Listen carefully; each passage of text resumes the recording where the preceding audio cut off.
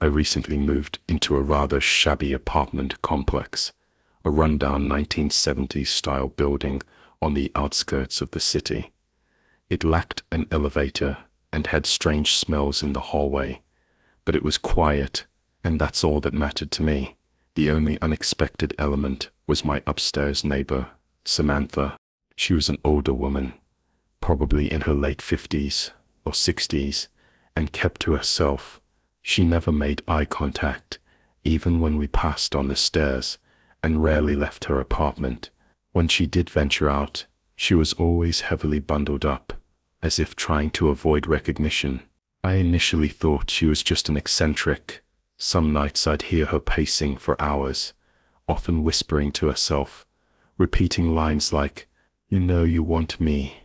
I've been so bad." It didn't sound alluring, it just sounded sad, like she was trying to convince herself. Then one day, I overheard our landlord telling another tenant that Samantha was too old to do OnlyFans. It took me a minute to connect the dots. Anyway, fast forward to last month. It was a Thursday night at around 11:00 p.m. I'd just gotten home from a late shift and was eating cold pizza on my couch when I heard something upstairs that didn't sound like acting. It felt like a scream that was stopped in the middle. The silence was killing me because I expected to hear more. I usually did, but nothing before I could ponder on it. I heard a heavy thud right above me. I waited thinking maybe she dropped something, but my gut feeling kept telling me something wasn't right. I grabbed my phone and quietly went up to her floor. The dark, empty hallway led to Samantha's apartment, where her door stood ajar. Through the narrow opening, I could see her motionless bare feet on the floor. Pushing the door open slowly, I stepped inside. Samantha lay on the floor, clad in a red satin robe, her mouth agape in a silent scream, eyes wide with terror. A disturbing bruise, dark and fresh, marred her throat. The realization of her death hit me, taking a minute before I could dial 911. Just as my fingers touched the keypad, the sound of her toilet flushing shattered the silence. My heart seized. Someone else was still here. I swiftly ducked behind a grimy old couch, its stench of cheap perfume and cigarette ash overpowering. But I didn't care. Dropping to the floor, I held my breath. The bathroom door creaked open, followed by heavy footsteps, and then the soft click of the door closing. The person inside was trying to be quiet, completely unaware of my presence. Cautiously, I peeked out. A pale, bald man in a wrinkled trench coat emerged, humming an Elvis Presley tune, chillingly off-key. He slowly crouched beside her body and ran his hand down her face like she was still alive. "You lied to me," "Said you were 20, acting like you were special." I then saw him pulling out this small blade from his coat pocket. It wasn't a kitchen knife, but rather a scalpel. The entire encounter was turning into a horror movie that I was watching live. What happened next will never let me sleep peacefully for the rest of my life. He started cutting into her arm. At first, he made clean, shallow cuts, as if he were carving something. The sound of flesh getting sliced made me nauseous, but I still kept my calm.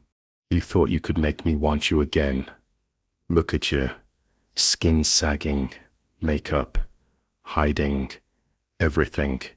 He chuckled under his breath, then said, "I loved you when you were real, not when you became this joke," and stabbed the scalpel in her eye. I watched him pull out her eyeball, like it was nothing. I just wanted to vomit. I had my phone out, recording from behind the couch, with one hand, and the other was clamped over my mouth. It kept slicing and mutilating her body while talking to her like she was still alive. "You begged me to come back. Remember, you said you'd do anything, and now luck just lying there like all the others." I was shaking so hard, my phone nearly slipped out of my hand. He finally stood up and walked toward the kitchen, still humming that awful tune. I took the chance. I crawled backward, like my life depended on it. I managed to slip through the door gently, and I pulled it shut. Then I bolted down the stairs and called 911. I told them everything. I was choking, crying, swearing, and trying not to puke. The cops showed up in less than 5 minutes. They arrived with their guns drawn and their flashlights blazing. They went up and pulled them out screaming. He was covered in blood and was laughing maniacally. I gave them the footage. They didn't even blink, just thanked me and took it like they'd seen this sort of thing before. I later found out the guy was Samantha's avid follower from her OnlyFans. Samantha had blocked him months ago after he started sending disturbing messages. The man had a criminal record that included assault, breaking and entering, and several minor stalking charges that were not taken seriously by authorities.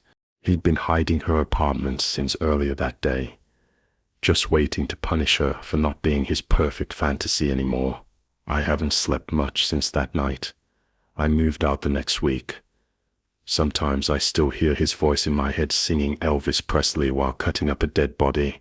I wonder how many other women he treated that way before Samantha. But most of all, I wondered what would have happened if I'd gone upstairs 5 minutes earlier. So this happened about 7 months ago, and I'm only talking about it now because I'm still trying to wrap my head around what really went down. I just started in OnlyFans. Nothing crazy, just lingerie and suggestive stuff. It was fun. I was getting attention, compliments, and yeah, the money was nice. I was in a long-term relationship with this guy named Reed. We'd been dating for almost 2 years. From the second I told him I started the page, he was unhappy about it. He'd be like, "This isn't you. You don't need validation from randoms." He even gave me warnings, like everything bad was going to happen because of me using OnlyFans. One day some creep is gonna show up at our door. He kept calling it mistake, but I brushed it off. I wasn't posting my address or anything. Plus, it's 2025, girls are allowed to feel themselves online, right? Anyway, one night we were driving back from my friend's birthday party, and we stopped at this old stranded gas station off the highway. It was past midnight. I stayed in the car while Reed went inside to grab an energy drink and some smokes. I was on my phone scrolling through DMs. A lot of it was trash, but I had a few loyals. Sub 2 was sweet. I was totally engrossed in it, so I didn't notice someone was watching me. When I looked up, I nearly screamed. A man was standing right outside my window, only inches away. He was filthy. He wore these mud-caked pants, had a dreadlock beard, and cracked lips. It looked completely gone mentally. They instinctively locked the doors. He started tapping on the window. Tap, tap, tap, I yelled. But he just smiled, and then he took out his phone and showed me my OnlyFans page. A feeling of dread rushed down my spine. My eyes kept searching for Reed, begging him to be back as soon as possible. The crazy guy started rambling. "It's really you, the angel from the screen. Can I touch your hair, please? Just one touch." I screamed and honked the horn. The man brushed his dirty hands on the window like he was imagining how it would be to touch me. "I knew you'd be prettier in person." I was on the verge of crying when Reed sprinted out of the store, and I swear I've never seen him move that fast. He tackled the guy in the middle of the parking lot and punched him, and watched him knock 3 teeth out of that guy. We got in the car and sped off. I told him everything while sobbing. Like a 9-year-old, Reed was breathing heavily, knuckles bleeding. "See, I told you this would happen that night." I deleted my OnlyFans. I didn't even hesitate. I felt exposed and extremely violated, like I had been shoved into a trash can. I began questioning self-worth. It was the worst night ever. For weeks, I kept thinking back to that man's eyes, how he looked like he truly knew me, how he begged for a touch, like he thought I was real-life property. I couldn't sleep. I jumped every time someone walked by the apartment. Reed took care of me, but kept reminding me every day how he saved me. It'd constantly say, "Imagine if I hadn't come out. What would have happened? Now you understand why I didn't want you doing that stuff." And honestly, I felt grateful. Like, yeah, he was right. Maybe I had invited danger a month or so later. Reed was at work, and I was cleaning out our junk drawer, looking for a spare charger cable. I was bored organizing old receipts and junk mail. Suddenly I found an old beat-up prepaid flip phone. It was hidden under expired coupons and a dead flashlight. I don't know why I opened it.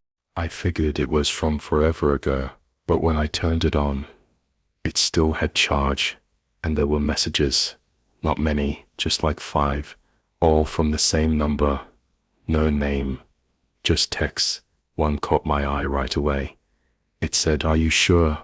This is just to scare her. I don't want any cops on my ass." My heart dropped.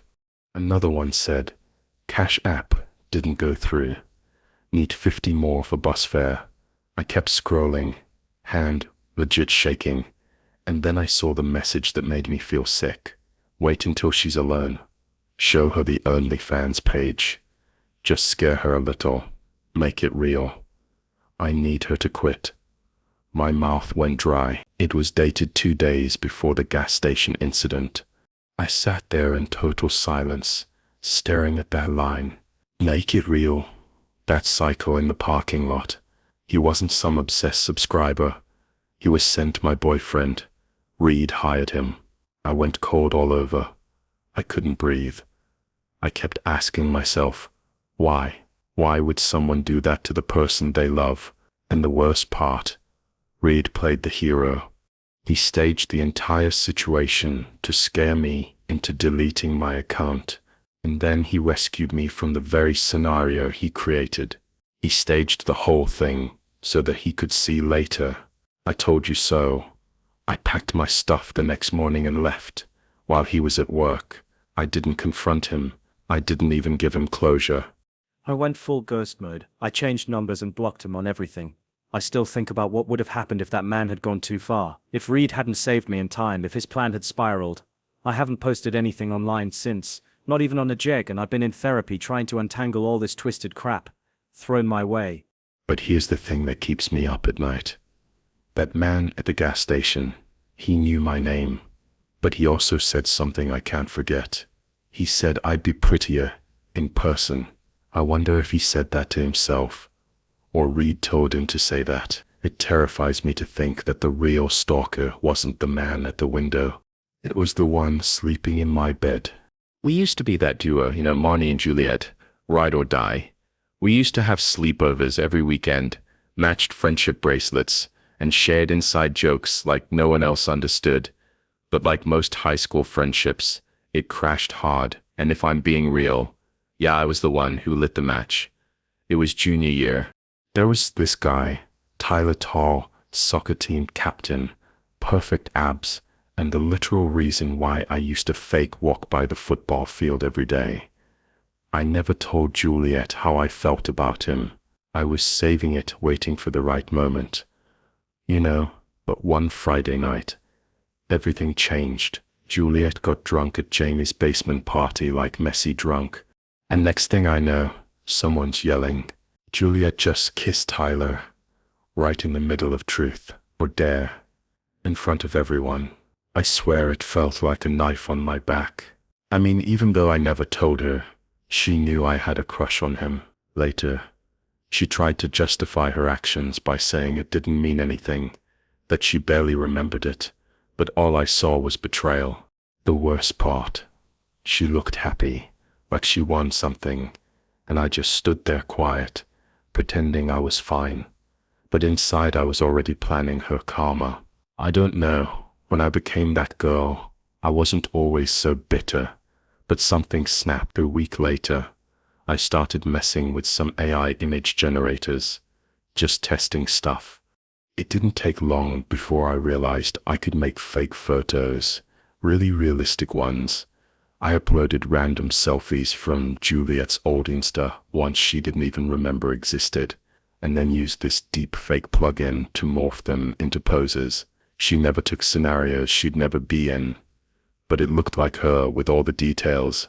Then I made a fake OnlyFans profile, used a burner email. Her bio said, "I'll do anything for money." I shared the link in our school group chat. No name, no caption, there was only a link, and a fire emoji. By lunch the next day, everyone had seen it.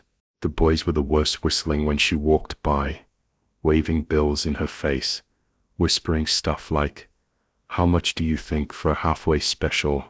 Juliet looked like she wanted to vomit. She didn't even confront me, she just disappeared. By the last period, she was gone, didn't answer her phone. She never made it home, didn't post, just gone out of sight. I told myself she deserved it, but it was justice for what she did to me. But deep down, even then, I felt this weird crawling guilt, like I'd taken things too far. That night, I was in my room scrolling through DMs from people hyping up my mystery drop. It was sick. However, I felt too invested to stop. All of a sudden, I heard something. I heard a soft creak just outside my door. I looked up confused. My bedroom door was half open, but I always close it. I was trying to listen over the rain tapping my windows. Just then I saw her Juliet standing in the doorway. She was drenched to the skin. Her hair was dripping, and her eyes were glowing in the dark. She looked nothing like the girl I saw last time. As I eyed her down, I clutched my bedsheet in fear. There was a kitchen knife in her right hand. I thought I was dreaming. I nervously laughed. "Hey, what are you doing here?" She didn't say anything. She stepped into the room, water squishing into her jeans. Her lips were trembling, but her grip on the knife was solid. She scratched her head with the knife. I could see blood and skin on the tip of the knife as she scratched too hard. "You thought that was funny, huh?" "Look, I didn't know. You knew very well." I didn't even have time to react. She lunged at me, and we hit the floor hard. She began swinging the knife down with a face full of violence and disdain. I caught her wrist just in time, but the blade nicked. My shoulder screams and blood soaked through my hoodie in seconds. She was crying, like ugly crying, but still fighting like she wanted me dead. We rolled over, hit the dresser, and knocked over my lamp. I screamed louder than I ever have in my life. She grabbed my right hand. I saw her raise the knife and aimed straight at my finger. I begged for her mercy, because I could see my death in her wide, horrifying eyes. "Please, Jill, stop." She didn't. I felt the blade slice my knuckles. A crackling sound of my bones breaking was followed by excruciating pain that turned me numb on the spot. In my blurry vision, I saw her holding my index finger and showing it to me like a trophy. Her hysteric laughter echoed in my room. I could feel myself fainting.